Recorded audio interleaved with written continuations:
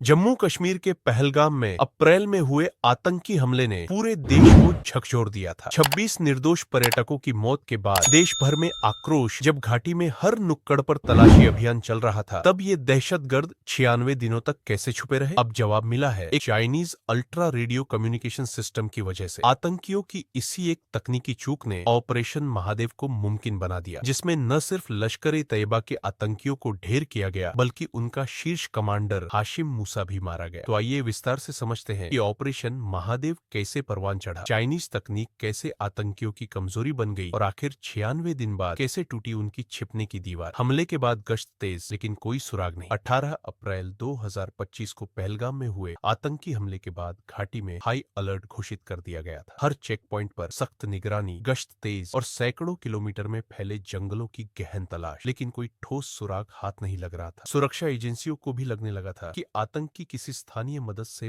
बेहद सुनियोजित तरीके से छिपे हुए हैं। तकनीक बनी आतंकियों की कमजोरी। सुरक्षा एजेंसियों ने तलाश को व्यापक और तकनीकी रूप देना शुरू किया। Thermal imaging drones, human intelligence, humanity, satellite trekking और सिग्नल इंटरसेप्शन तकनीक के जरिए पूरे दक्षिणी कश्मीर को खंगाला गया। इसी दौरान एक ऐसा संकेत मिला जिसने पूरा खेल बदल दिया। जंगल के घने इलाके में एक Chinese ultra radio communication system का एक्टिव होना नोट किया गया। यह सिस्टम बहुत कम इस्तेमाल होता है और इसकी पहचान तभी होती है जब कोई लगातार सुरक्षित फ्रीक्वेंसी पर डेटा ट्रांसमिट करता है। यहीं से सुरक्षा बलों को पहली पुख्ता जानकारी मिली कि आतंकी अब भी आसपास ही कहीं छिपे हैं। क्या है Chinese ultra radio communication system? यह सिस्टम चीन की एक सैन्य उपयोगी तकनीक है, जिसे हाई फ्रीक्वेंसी HF और ultra high frequency UHF bands पर काम करने के लिए डिजाइन किया गया है। इसमें मजबूत एन्क्रिप्शन होता है और यह दुर्गम पहाड़ी इलाकों में भी संचार की सुविधा देता है। साल 2016 में इसे आतंकियों द्वारा WWSMS के नाम से इस्तेमाल किया गया था और यह लश्कर जैश जैसे संगठनों के लिए एक सुरक्षित माध्यम बन गया था। इसका सबसे खतरनाक पहलू यह है कि इसके सिग्नल्स को इंटरसेप्ट करना या ब्लॉक करना